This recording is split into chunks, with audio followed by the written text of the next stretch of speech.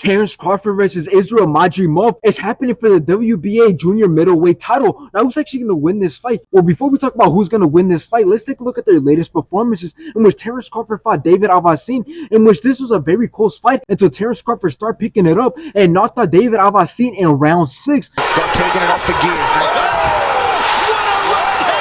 After this, he went on to fight Errol Spence Jr., in which he dropped him in round 2. Back comes Crawford with the jab. Then dropped him twice in round 7. And here comes Spence, though, as Crawford, 7th.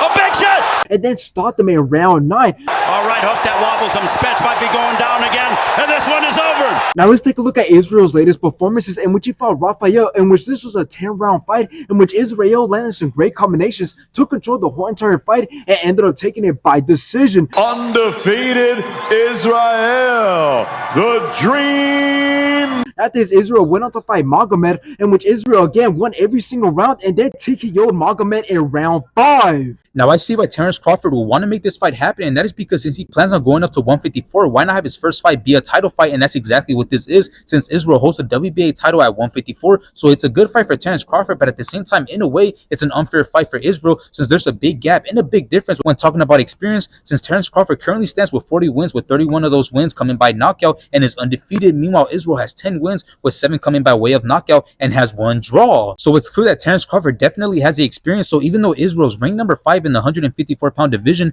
and holds a title, I don't think that will be enough to work around the fact that Terence Crawford has fought some very good, incredible opponents, and he's also been able to go from 140 to 147 and stop all of his opponents at 147. Not to mention the skill and the ring IQ that Terence Crawford has been able to show is on a whole different level. So in the end, my prediction is that this fight can only end in Terence Crawford figuring out Israil and then outclassing him in every single way possible, which would then lead to Terence Crawford winning by knockout.